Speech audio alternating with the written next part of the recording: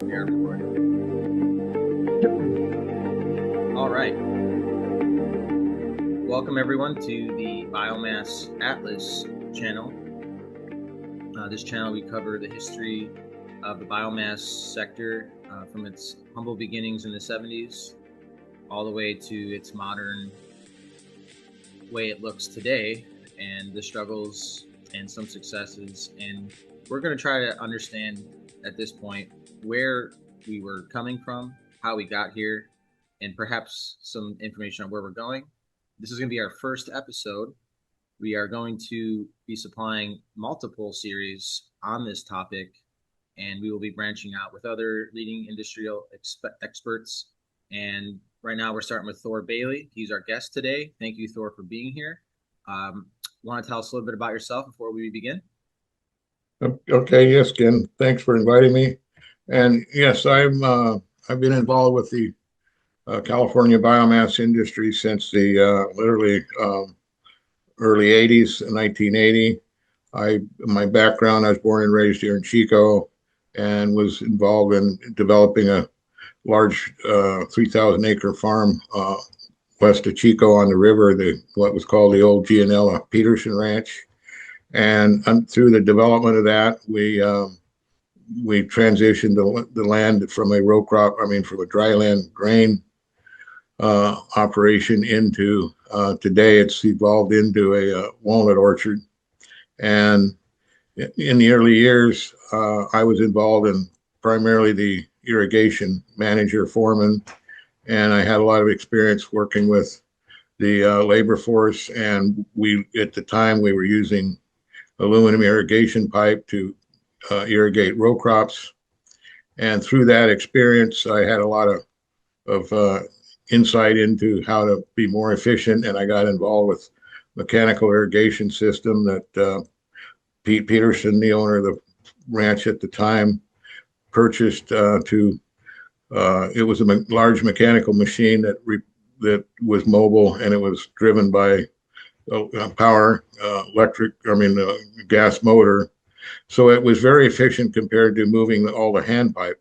And over time, I evolved into deciding to, as the ranch was developed, I decided to become an entrepreneur, I guess, and start an irrigation business, was managing and manufacturing special equipment to support that mechanical machine. It's known as a trimatic.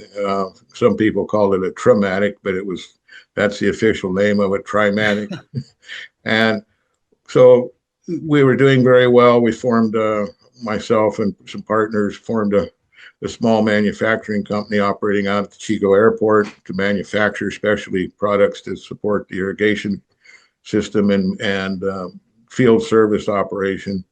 And we had, as usual, any startup company, a lot of internal issues starting up and quality control and training labor and different things. And we were operating primarily in California, but also we were up in 7 western states eventually, but mostly in California, Southern California, where the large cotton farmers were operating the machines at the time. So then, I guess fast forward to about 79.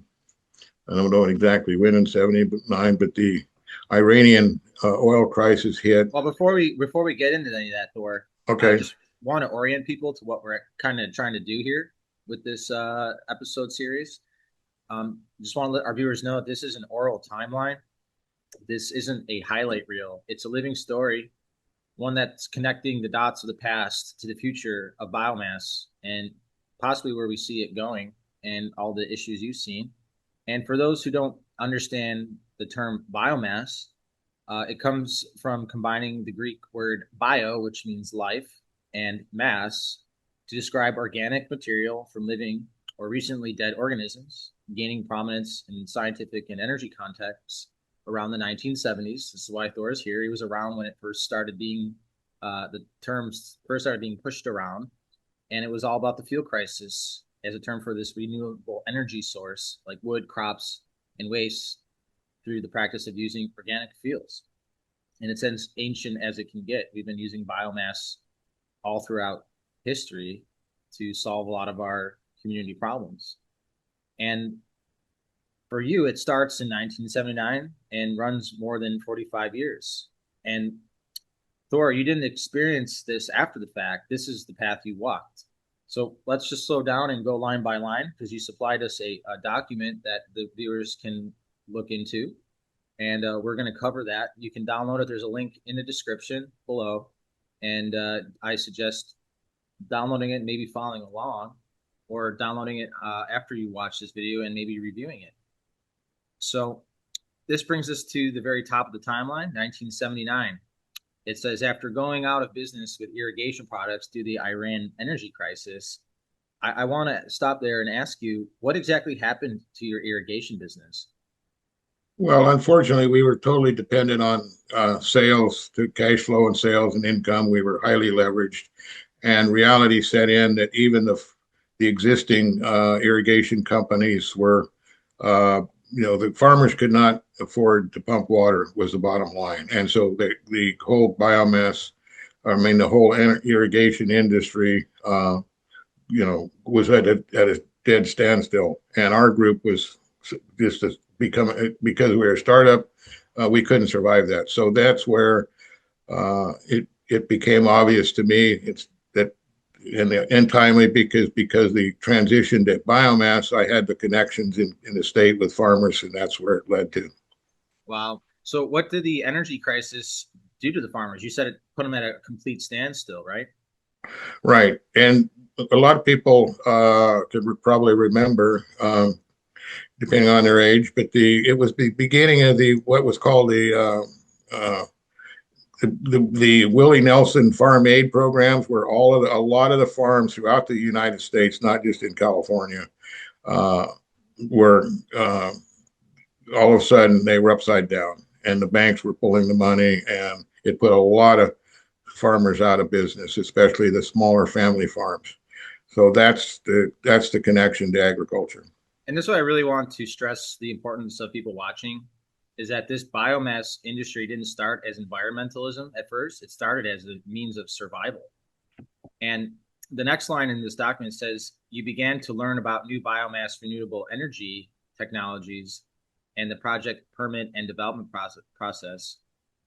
In the 1980s, that wasn't common language. Where did you first hear the word biomass from? Actually, it was Jerry Brown, which was a visionary leader in environmental issues. He was the governor at the time, and it was actually Jimmy Carter and Jerry Brown and other governors, but it was primarily those are the two leaders that prompted what they called the Purple Law, which was to create a guaranteed incentive to build biomass power plants throughout the United States. And in the Northwest, there were quite a few up in Maine, and the biomass industry was well established because for years, as far as the power generation side, because all of the lumber mills, way back even before there was electric power, they used their own steam and used the wood. So that's where the genesis of biomass came from, was primarily in the lumber timber industry 100 years ago. And were utility companies talking about it at this point, or were they kind of just onboarding? No, until we had the energy crisis throughout the United States. That's all of a sudden that created this uh, catch-up demand. And was there any clear process in this, or was it kind of just pioneering, or people were just experimenting and kind of things Well, were just out in the air? no, there was a lot of expertise in the mechanical engineering field around thermal energy conversion technologies, and especially at the corporate or commercial scale. But there wasn't any. There was a disconnect between the smaller systems for the smaller farmers, and that's still a disconnect today. I agree. It's a kind of a frontier when you can see all these different models for thermal recovery units, digesters, I mean, pyrolysis apparatuses, you name it. There's so much available today. And from my understanding, a lot of this started in the 70s. So let's talk about the energy resource development and energy production side. partnering with George. How do you say his name? George Hubry? George Ruby? Ruby. Yes. George Ruby. Eucalyptus and Corning seeding nurseries in Chico. Why everyone want to use eucalyptus all of a sudden? Because now today everyone seems to really not be for it. Well, yeah. So there's pros and cons to that, but the reason to use eucalyptus is it can grow anywhere, and it is, especially if in the Corning area, the soil is very poor. George had 40 acres. He wanted to. It was an investment for somewhere in the future to uh, develop it as um, a place for houses. And instead of having just bare flat ground, it was 40 acres. He wanted to put something on it to cover the taxes. So that's how he got involved. What he wanted to do with the property. He was the sales manager here in Chico for Patterson Auto Sales, and that project was it was called a part-time project, and I got involved because of my background in irrigation, and he wanted to know what he could do with the property and how he could irrigate it. So these farmers, there's a feedstock issue, and they all felt that eucalyptus was going to supply the feedstocks for these plants, or what? Well, that's where I came in primarily. I began to realize if they're building all of these power plants, going to build all the power plants that were on, at least on the drawing board, that there was going to be a supply and demand for fuel. And the primary market at that time for the eucalyptus was for the paper pulp industry. We had Simpson Paper up here in Reading, technically Anderson, I guess. The paper had a paper mill there, and then there was a large paper mill in Antioch that they required pulp chips for the paper, and they saw competition, or competition for the wood chips, so they hedged to the idea was grow eucalyptus trees as sort of a if we run out of chips, conventional chips that we have easy access to, we can go up and process wood out of eucalyptus growth. So this wasn't a speculative endeavor. This was about fuel security, domestic energy, and local resources. Is that correct? Right, and the fail safe was, if nothing else, putting in eucalyptus trees, or even smaller projects on smaller properties, you could use it for firewood. So that takes us into the power plant side. We see applied power technology and integrated energy development on this document. You're suddenly working with Kirby Hammond, Jim Jungworth, and Betchel engineers. What was your actual role with these projects?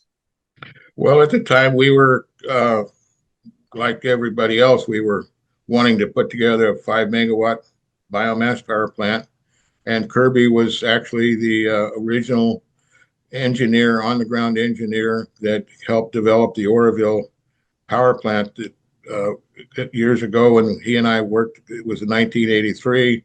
The company was called Applied Power, Applied Power Technology, APT, and it was designed to be, that power plant was designed to use mostly uh, agriculture, wood waste.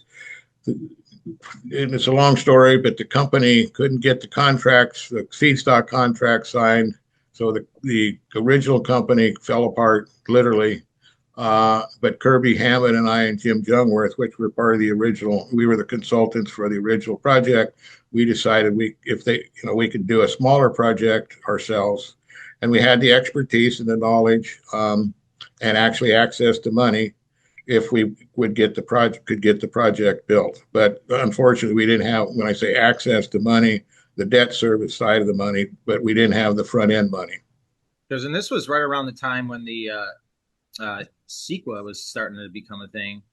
How? Because I know a lot of farmers were burning their materials. It was smoking up the values constantly. I heard stories from you about I could barely see in front of you in Chico during those times like now in the winter.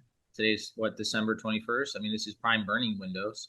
How did agriculture residues factor into the air quality offsets? Was this an option for those who were trying to do this, or what?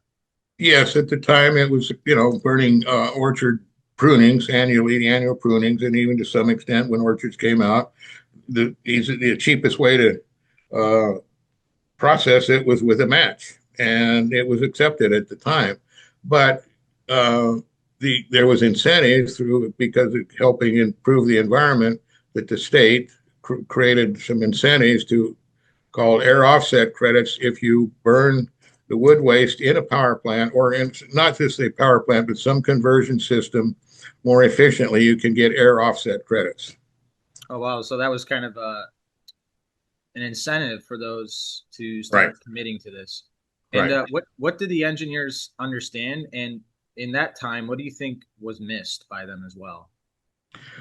Well, the uh, the rules and regulations were just much less, and and there was more overall support because of the energy crisis to pursue biomass development, and and it made sense at the time, and so it was well accepted across the board, and the farmers would benefit, and the consumers would benefit, so it was a win-win all the way around. What what so what happened was they built the power plants, and then over time they became less efficient because there were more on the horizon, more efficient ways of producing power, especially with natural gas. And So I solar. and solar, and I was going to say that both natural gas and solar are very dependable. You know, they're either working or they're not. And biomass, the problem with biomass, it's a collection and logistics issue. Every year, every day, it's always in a different place. And managing the inventory, getting it into the inventory is the very expensive. It's complicated, and it's not a lot of reliability there. It's kind of a hit and miss. And that's funny because I grew up in New York and we have quite a bit of shale ground and there is loads of natural gas and it's very cheap to heat your home out there on the East Coast. So I see why they would want to go that way because all these other methods require hauling and moving material, processing, drying, all kinds of stuff. So that definitely takes us into the feedstock reality side of things as this is where biomass starts shifting from farmer led to permit driven.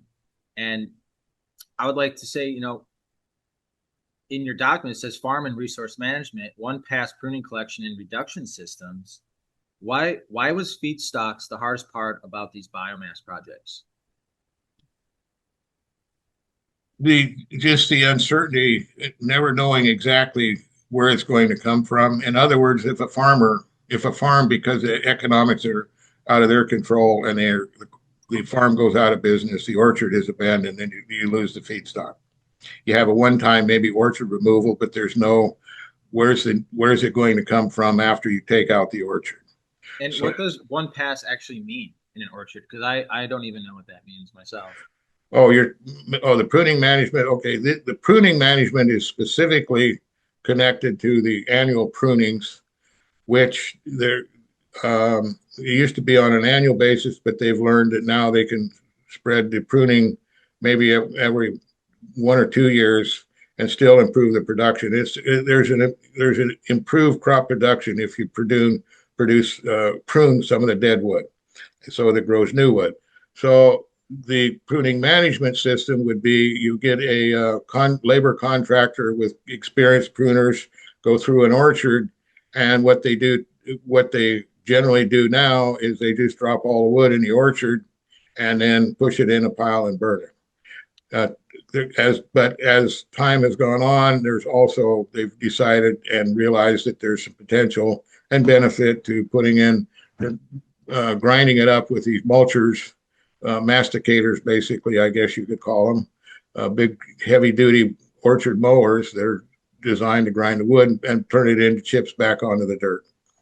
And I know that that situation can be a little infeasible for some farmers because they might have fungi or diseases that live within the wood. So Right, a lot of times I know that some farmers just have to get rid of the material. And right. so that brings down to like who carried the financial risk when it came to these feedstock offloading agreements. Well, that's why the industry is at a gridlock. It's the investors have to be guaranteed their return, and that brings us full circle to what our company was up against in Oroville when we couldn't guarantee 10 years out that we would be able to deliver the feedstock. So not very little has changed over 40 years. And that's exactly it. Power plants don't run on ideas. They run on trucks, labor, timing, and margins. So to put this all together, that's what I've been noticing a lot with these past power plants is sure the initial feedstocks are available, but once they burn through that, because what does a normal like 5 megawatt power plant consume? Roughly, rule of thumb is about a 10,000 tons per megawatt. So it'd be 50,000 tons. 50,000 tons. And if we were to somehow quantify what 50,000 tons of biomass looks like, do you have an example that you can give us from just your voice, or is it something we got to look at? Well, I don't have the math off the top of my head anymore, but a truckload of wood chips is 25 tons. So it takes a lot of truckloads. And I was going to say that back to the 5 megawatts, even 5 megawatts is that's a big, let's call it, let's put it this way, it's a big, small project, Well, but how it's much not. does like one farm generate? Like, say you got 100 acres of almond trees, how much biomass is derived from that? That's residue that can be used. Well, that varies, but it's about, oh man, it's been so long since I have those numbers, but Sorry for such a difficult question, but I think yeah, our viewers want to know. I think I remember about 1,000 pounds per acre of the prunings.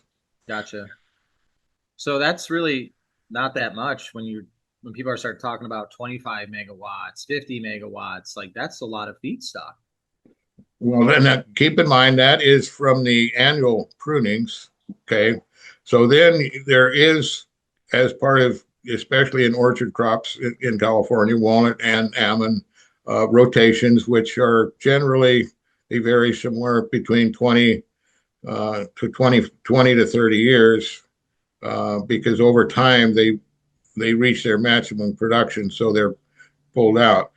That that gives you roughly about, if I remember right, about 70 uh, pounds per acre of wood chips, but it's a one shot deal.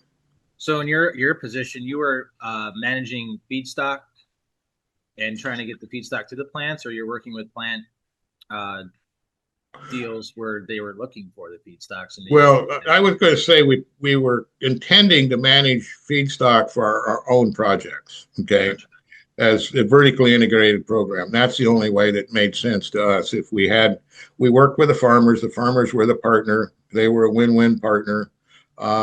The energy technology side was a win win partner.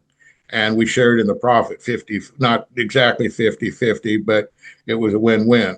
That was the intent of our group's original business model when we established that integrated energy development in 1984 with Kirby Hammond and Jim Jungwirth, is we would be partners with the money side. Gotcha. And I'm just curious too, because it seems like these power plants, they're stationary. They're going to be there for decades, correct? So organizing the logistics behind getting these feedstocks seems a bit of a headache for a lot of the industry because what happens when they run out of feedstocks? I think we've seen something like that in Orville, right? Right. They literally, there was a crisis. It was known it was going to happen, but I was told that way back, this was in the early 80s, by a CPA investor. I kept trying to explain this one project that there was no feedstock. And he told me that's not the problem. It's all in the power of the pen. So the company put together the project, the money was invested, the power plant was up and running for a year and a half, and it ran out of feedstock. Oh my goodness. And that's a true story. Yeah, and this is kind of what we're dealing with. Orville, California is the place we're talking about. There was an old cogeneration plant that was getting sketchy feedstock from the Bay Area, and they were burning like trash and whatnot to keep the power running.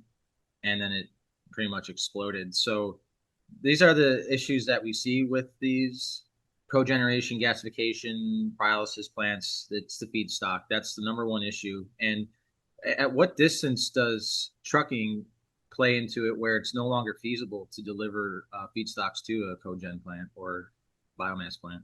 Well, in the early days, because of the guaranteed uh, contract that the power plants had, you could generally truck about 50 miles was kind of the ballpark radius. Um, and the numbers worked pretty well. So then, obviously, if you had some sources closer to home and some further behind, you averaged them. So around 50 miles radius was the feedstock zone around most of these power plants. Today, it's much less because the cost of power and energy and trucking, especially the cost of trucking because of the laws and regulations. So the state of California, in its best of intentions, have created these laws that's counterproductive, as they add cost no matter where we go. And so you today transporting biomass 10, 20 miles is very expensive. Oh my goodness. Well, that's great, and that gives us a lot of information on the struggles of generating or creating these infrastructure, because it just seems like a lot of logistics, a lot of planning, and it makes sense why it takes so long for these plants to get set up. And I'd like to move on now to digesters and your UC Davis experience. We're jumping a bit ahead to the applied biomass technology joint ventures with UC Davis. Uh, why move into manure and digesters if you were doing feedstocks and power plants? Well, at the time, it wasn't just a complete transition, but it was an additional alternative. And so, UC Davis and Department of Engineering, this Ray Hong Zhong, she created a and pioneered and in labs, and they built a prototype green waste digester. And digesters at the time were well recognized and have been for years around manure, dairy manure.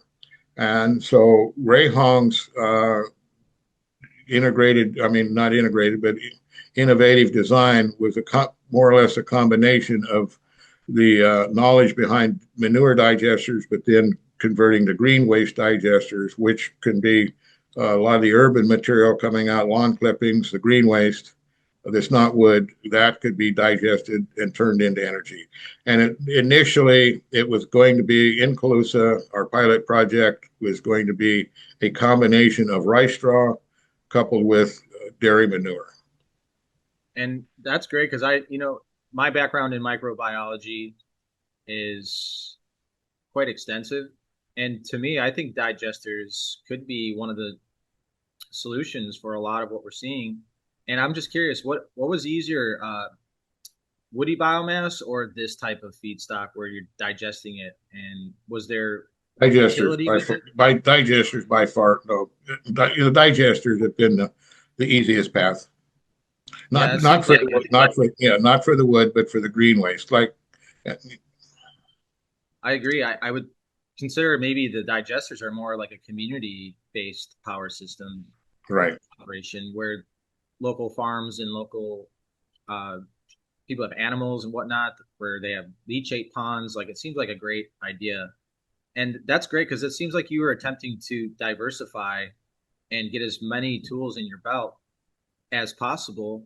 And what ended up happening to that program at UC Davis? Well, we ended up with a lot of traction, especially we unfortunately didn't get the project off the ground in Colusa, but because of our connections and business relationships down in the Central Valley with the dairy industry through some partners and associates we had, that we actually got close to putting in two or three digester projects ourselves. But at the time, there was too many cooks in the kitchen. Everybody was going to do one, and and it was everything was well intended. We weren't really trying to compete with each other, but all of a sudden, the economies of scale took over. The bigger corporate dairies were the only ones that could afford a digester. So it was really a matter of economics, and the smaller dairies couldn't afford. Obviously, they couldn't afford to participate other than supplying their cow poop. But that was a big part.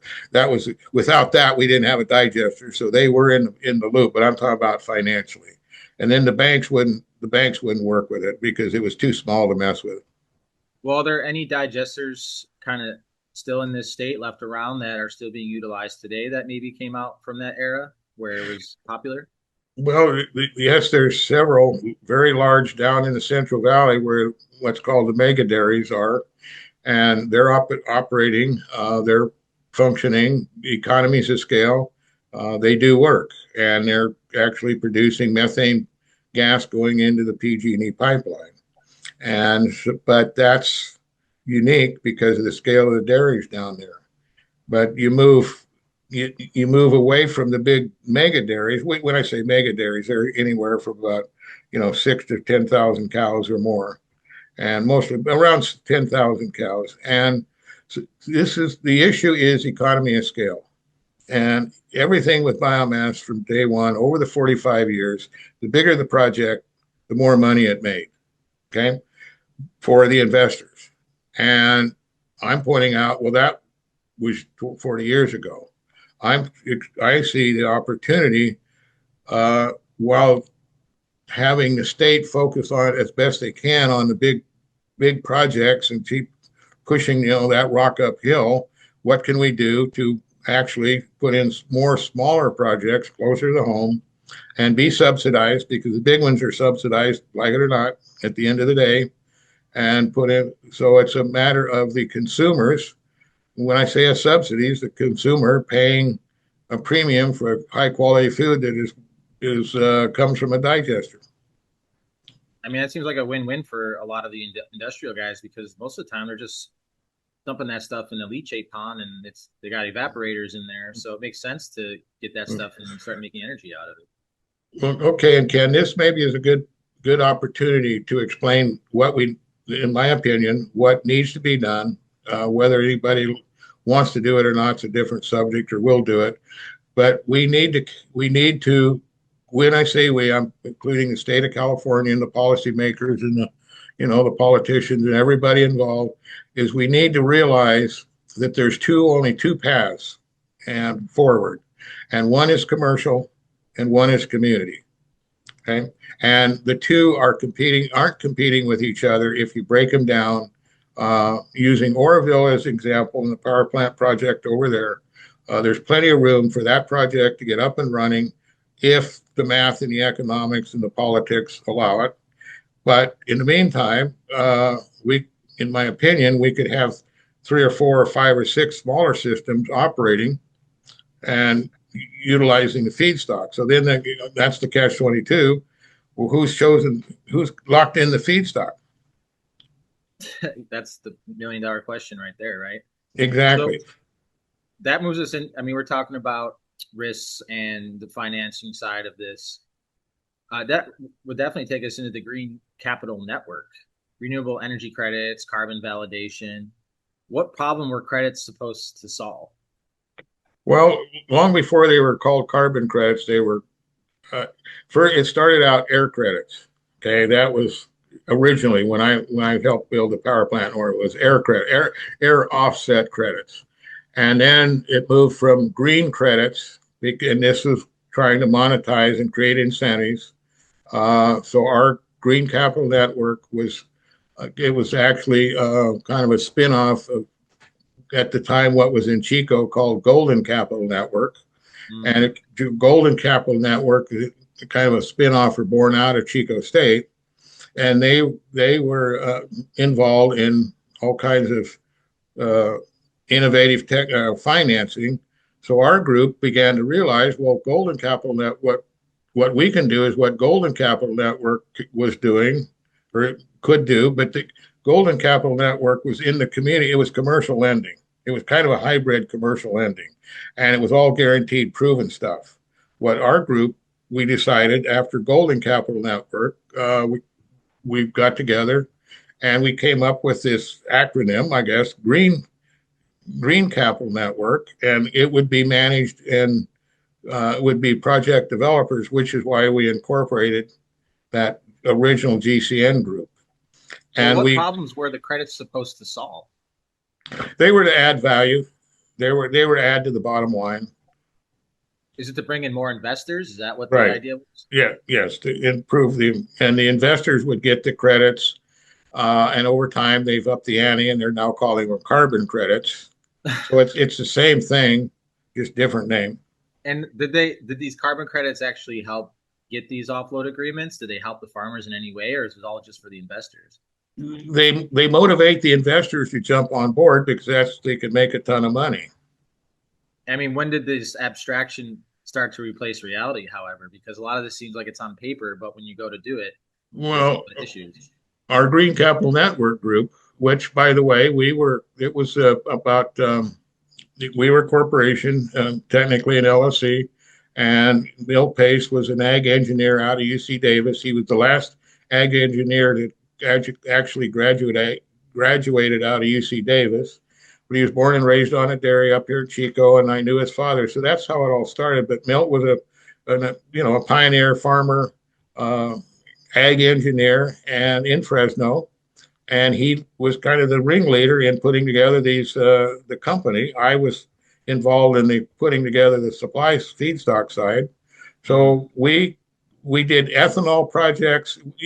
We did a lot of different projects, and we are literally not when I say we, it was over my pay grade, but Milt actually led uh, the working with the air board to create air offset credits for farmers.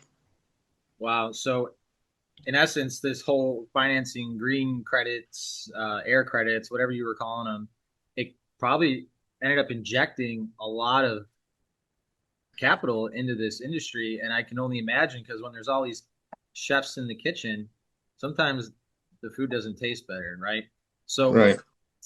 this is where we get into the collapse and the reset, kind of like where we're at now and everything you experienced. Because, like, you have 45 years of this. So, the document notates that GCN had to dissolve and had a lack of traction. Why did it? Why didn't it work for you?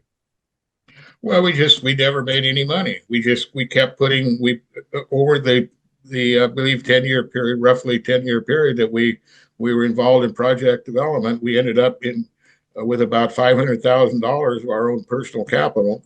Unfortunately, I didn't have the money to invest, but I had the time. I was kind of the facilitator and did a lot of the traveling up and down the valley. But yeah, the company we invested collectively over that period of time about $500,000. And it became obvious that we're never really going to get a project off the ground. And at the time, everybody involved, especially me, I was the only one that really didn't have a day job. So, but everybody else was busy with other business activities. And Mark Milt was farming 2,000 acres of pistachio and everything else. So we Wow. mutually agreed that, okay, uh, we might as well dissolve because all we were doing was paperwork and taxes and we weren't getting anywhere. So I said, and then it was all in mutual agreement. And I said, well, let's do this. I'll go ahead and keep the acronym and a little bit of the legacy and the traction, what we've got, and kind of focus in Northern California. And we'll rebrand, I guess they call it today, under Green Capital, I mean, Green Carbon Nexus. Now, was it? I mean, what caused this structure breakdown? Was it because I've said people were busy, they were doing other things, they're surviving, they're farming. Was it economics? Was it policy? Or was it the trust between the Right. people and the biomass Yeah. plants? Well, like I say, we did, believe it or not, back when there was all this solid money floating around before the 2008 economy collapsed, we had $750 million worth of projects on the table. Wow. Now, I personally, I couldn't see how that would work, but there was insanity money being thrown around. So yes, the projects were potentially real, but the bottom line, we also put in a 35 mega or $1 million proposal to supply power to an ethanol plant in Fresno that collapsed. So we got involved in the liquid fuel side also, and yeah, just the numbers never penciled out. And how many plants? Because you said 750 million. That's a lot. I mean, how many plants were scheduled, and how many were people trying to build in California? I think if I remember right, there were three of them, and they were 250 million each. Woo, that's quite a bit of It money. was, yeah, uh, it was absurd in my opinion. But the money was behind pushing it. And I wouldn't say we in a way we attempted to see if we could make it work, but we weren't too optimistic. But that was at the time the pressure. And how many throughout the state were planned to be built? Well, over time there was at one point back in the early 80s, in the beginning of the beginning, there was 108 plants signed up with utility with PG&E and the PUC to build power plants. Oh, wow. The PUC with PG&E, they said we don't need that much power. More importantly, we need to know where the players are going to be that are real, so we can plan our distribution grid. So there was kind of a moratorium on the power signing contracts, and that cut back the number of contracts that actually got off the ground. I think we're 65. Well, through all this, I mean, what keeps you going? Well, I don't have anything better to do. I'm retired, okay, and I'm comfortable chasing mirage, I guess. But it's if I have a moral compass and a motivation, I'm so far in it now. There's not much I can do. When you're 78, you can't go out and get in the labor market very easy. But I think I'm doing it for my kids. I know I'm doing it for my kids. That's been the last 40 years. I got two great daughters, Amber and Ginger, and a stepson, Eric. I did it because it was the right thing to do, I guess. And now I'm doing it for my grandkids and my great grandkids because it's not about me. And thanks to you, Ken, and your group and what you're doing, you're plowing the same ground that I plowed off and on for 20 years. Right. That's because when I started coming around, this takes us great into our next segment, which is the emergence of agrichar, or what's today known as biochar. And it says in the document that we see UC Merced, pyrolysis, and biochar discussions. What made biochar fundamentally different? Um, it was sexied up and tied to carbon credits. Was it less dependent on utilities, or why was it easier to do the biochar than anything else? Well, no, it wasn't easier. Okay. It was just rebranding it and making it more valuable by calling it biochar. Before it Oh, was biochar, it was known as char. just charcoal, straight up. That's what we all know it as, charcoal. Right, right, Right. And that's funny because, well, you told me the term agrichar was one of the first terms they were using, right? Is that correct? Or right. Yeah, there's been all kinds of names they're trying to, and and this is where, and it's I think it's not that it has been wrong. It's just the fact is it hasn't worked. Is trying to commoditize biomass, okay, which they've been trying for years. Even when the power plants were up and running, they were trying to turn it into a commodity that you could buy on a mercantile, exchange, and it was a commodity that had a base value and a guaranteed price. So here we are 40 years later, and they're still trying to make it a commodity. And biomass is not a commodity, it's a resource, it's an asset if you use it properly at small scale. well, do you think that this soil carbon movement, is it changing the equation a bit? Is it helping with people understanding the utility of natural resources being reused, or is it kind of making it more difficult because now people have more options and like, well, do we make biochar? Do we make energy, or why can't we just do both? Like, what do you think about that? Did it change anything for the industry? No, it's changing in the right way, and as it should have been 15 years ago when I got started, because it was known the value of it for healthy food, especially, and not as a fertilizer, as you know, but you're the expert on that side of it, but as a component of healthy soil. And so now, finally, especially with the state agencies, they're beginning to realize, well, you know, we haven't really been able to we're not getting very far the way we are. Let's try something different. And unfortunately, that should have happened, in my opinion, many years ago, but it didn't. So let's start today. Yeah, let's go. There's, like you said, there's a community side of the biomass, and then there's the industrial side. I mean, 1,000-acre farms, they need a solution instead of burning this stuff off in the ash and smoke. So, I mean, biochar is and can be power generation, but in general, it's just managing our biomass as a resource to be utilized to help assist where the resources are coming from. So, we've been speaking for a little bit here, and we'll definitely get more into this on later episodes.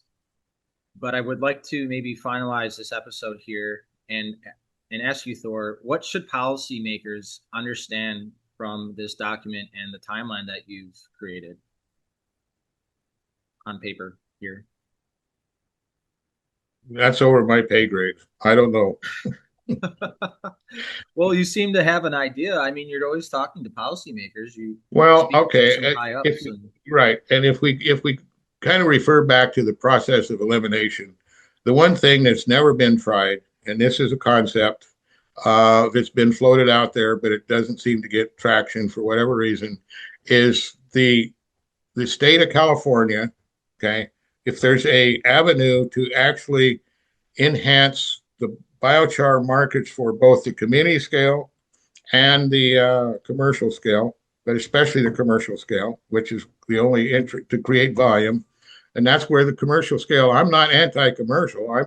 We have such a huge, massive problem that, need both. but the state of California should create a benchmark premium price for biochar through Caltrans. Caltrans, as a state agency, is the fiduciary. They buy the biochar at a premium price and put it in a pile somewhere. They got plenty of acres all over California, and they're sequestering carbon. And who's benefiting is the consumers. Agreed. And that'd be a great way to offload because in the forest practice rulebook in California, there's a whole chapter dedicated to the Ned Seaberg Act, and they speak about carbon sequestration and keeping carbon in the ground. And the biochar is the perfect segue because it's amorphous, it's crystalline, it's hundreds to thousands of years if it's made properly. And knowing that, what mistakes can't be repeated as they were in 1979? Because it seemed like there was a lot of pioneering, a lot of new ideas were formulating, new solutions. So we all have that background in the foundation. So what mistakes can't be repeated? What do you see is that if we go ahead and try this again, because we're reinventing the wheel once again, what should we know so we don't make these mistakes again? Okay, there should be, and this is where I came up with a name, the mitigation fund, which is, the description of mitigation is it makes things less, less of a problem. Okay, no matter what you apply it to. So the mitigation fund is risk capital that helps startup companies like yourself, like I've been all these years, startup companies take on and solve the risk. Okay, and the mitigation fund is a hybrid grant, and why it's hybrid is you don't really the concept, and again, this is all there's a lot of documentation behind the concept, is you're bypassing the grant paperwork and the time that it takes to write a grant. It's the time lag, and then if you and all the competition for the grants, and unfortunately, the people that are writing the grants are the ones that come out best. So, Right. and that's a fact, and that's okay. That's called economic development. It stimulates the economy. The money flows around in the economy. So that's not a big problem at all. What is a problem? It doesn't solve the problem. I agree. And that's where it takes us to like a local community scale Right. where why in your opinion, I mean I understand completely why we need a community solution, but in your words, in your opinion or your experience, why does local community scale biomass matter in the end? Well, because we're going to at some point, and I'm not I don't have an exact crystal ball, but all of a sudden, community power, independent community power, along with community gardens, it's going to be kind of like the victory gardens during the war. And it's funny because I do see us maybe the 1970s energy crisis is going to happen again because we got all these data centers and AI, and now they're talking about opening up nuclear plants to help run these facilities.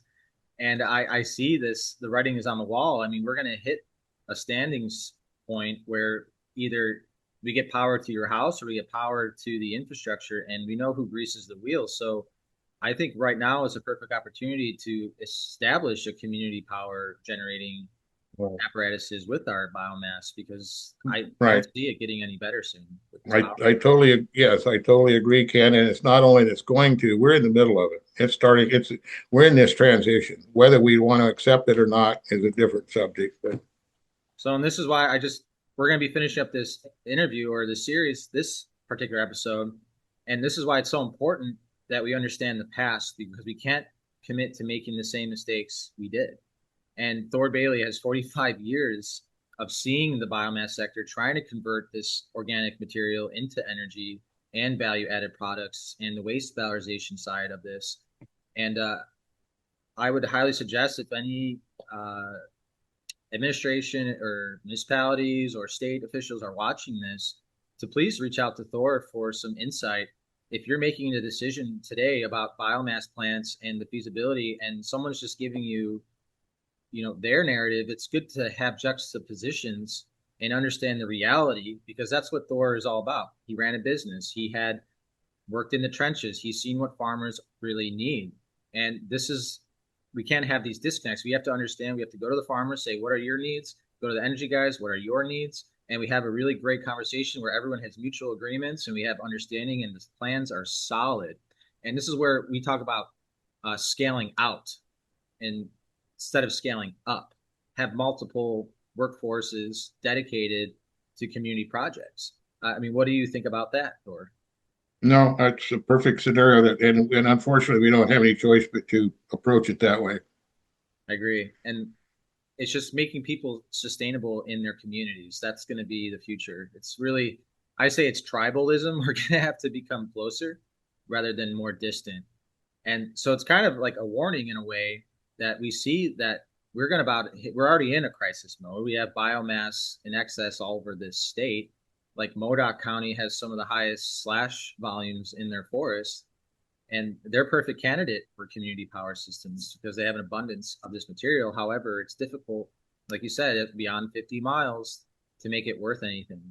So Thor Bailey has a map, and I highly suggest those who are curious about this subject to really take deeper dives in this. We'll be supplying more content in the future. This is our first episode of the Biomass Atlas.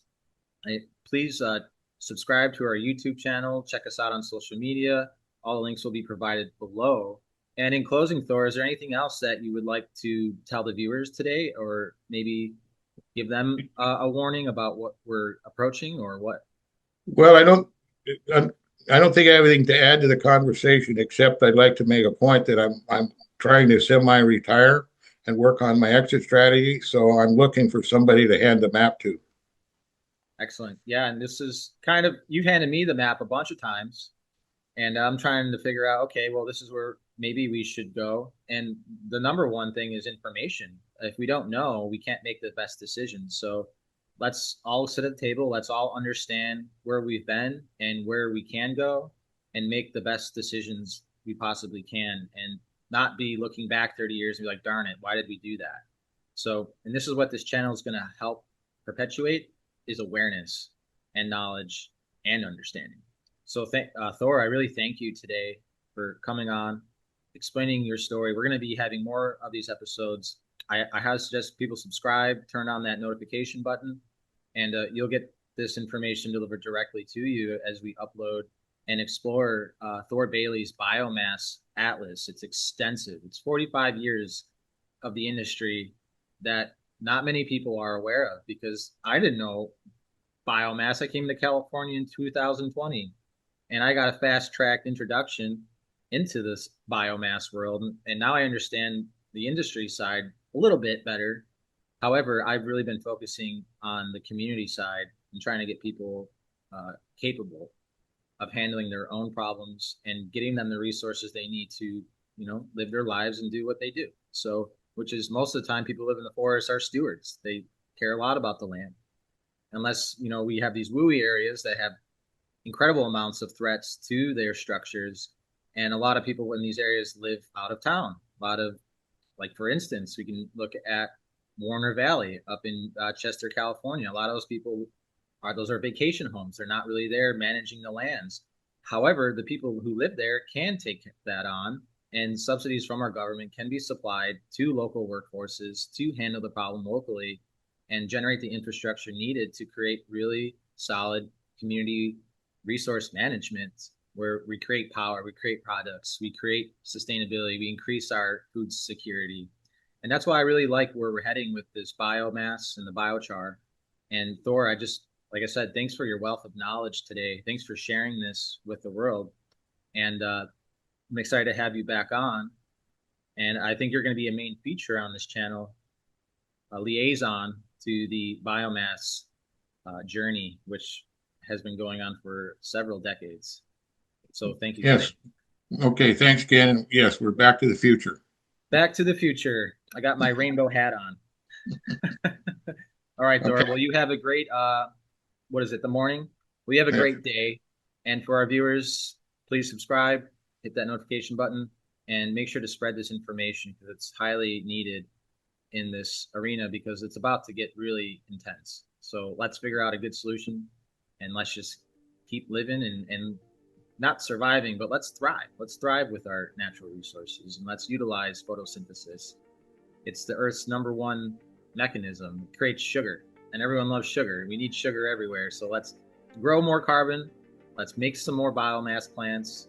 Let's do the right decision. Let's find the best guys that have the best technologies and the best ethics, and let's just go forward. I think Thor Bailey is a great resource for those who have a passion for biomass and can really articulate best management practices. So once again, Thor, I'm going to say thank you for the third time, and we'll have you on very soon. Okay, Ken. Thank you. All right. Have a great day, Thor. And our viewers, thank you for watching. We'll see you next time on the Biomass Atlas. Take care.